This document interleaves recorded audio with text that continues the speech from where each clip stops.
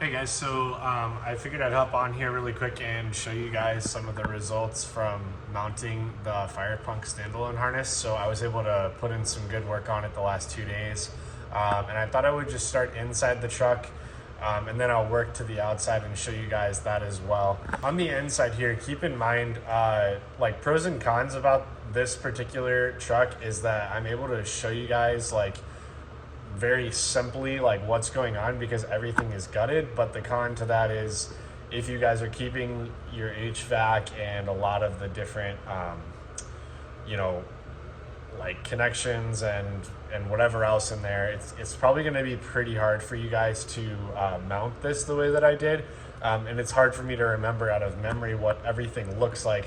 I know for certain everything behind the dash, there's no way you could mount it like that because of the HVAC, the way the boxes run for all the vents and everything. So I'll go ahead and show you what I did in here. All right, so I left everything opened up in here so I could show you guys. So I have the glove box out right now. This is where I have that key on panel mounted that I already did a video on. So if you guys have any questions on that, just go ahead and go to my page and look at the last video. So all I did in here for this harness, I ran my single wire. It's this red wire here. I wanted to keep it separate out of the loom in case I ever had an issue. I wanted to track it easily.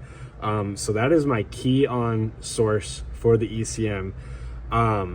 There's also a small ground that goes to this panel as well. And then there's the main ground, which I ran up here, and I just went right to this frame bolt. I figured that would be a good contact surface for that. So that's for the bigger ground.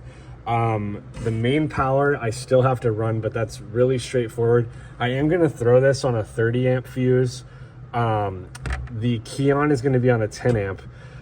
Just to protect it. I don't know if it's necessary. In fact, if I'm not mistaken, the factory ECM power is just straight from the battery. So I'm sure it's fine, but being that I did custom wire so much of this, I figured it would be worth taking the extra step. So this is going to be on its own run somehow.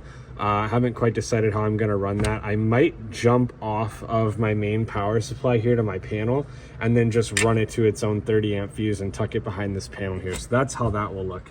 And then I'm going to hop over to the other side here. So over here on this side, I'm going to show you guys how I mounted the ECM. From the factory with the ECM, there's a plate that bolts directly to the engine itself, and then the ECM bolts to that panel. So I actually utilized the original ECM bracket, and I was able to actually through bolt it into the wiper cowl. So everything's hidden. You can't see on the outside any mounting points. And then that gave me a super strong surface where I could use all 5 mounting bolts for the ECM. So that's how that looks. And then from there, everything is really straightforward.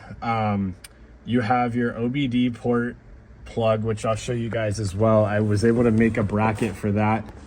I'm not completely certain if I'm going to leave it in this spot, but it was an easy way to mount it. I still have to tighten this down, but I basically just made a metal bracket here with a single bolt. I'm going to, like I said, tighten that down. But the OBD just clips through, and that comes from firepunk like that. You just have to cut an exact slot around the perimeter, and then that will pop through. So I have my 5-position switch mounted right here in this panel, and then this is part of that switch as well. So this is just going to plug right into the OBD, and then it stacks where I can run a monitor or anything I can scan off of this side as well. So that's how the OBD looks, and then I'm going to crawl underneath here and try to show you guys how the pedal plug is going to work. All right, so underneath here, like I told you guys in another video, I am gonna have to mount the 3rd gen pedal because it's obviously controlled by wire. So this is the pigtail here that is for the pedal. So I just ran that over here, and I'm gonna plug that in once I get this mounted up, which will be a separate project I have not started on yet. All right, so in the engine bay here, you're gonna have 2 bulkhead connectors. And the way that I decided to run this, I originally wanted both bulkheads to be right here, but with how limited I am on space, I figured that it'd probably be better to just have more room, even though I don't like how this looks as much, but it works all the same. So on this side, this is going to be like the injector harness, at least in my case. So this just runs here behind the block. I'm probably gonna tie this off to the firewall just so that it's not touching anything. And that's for these two connectors here, and that's it for that harness. The other one that's right here is more the sensors and stuff like that. I do have to finish my map sensor. I needed to switch this over to a 6.7 sensor. So I'm waiting on that to come in, and I will finish that, which goes right here.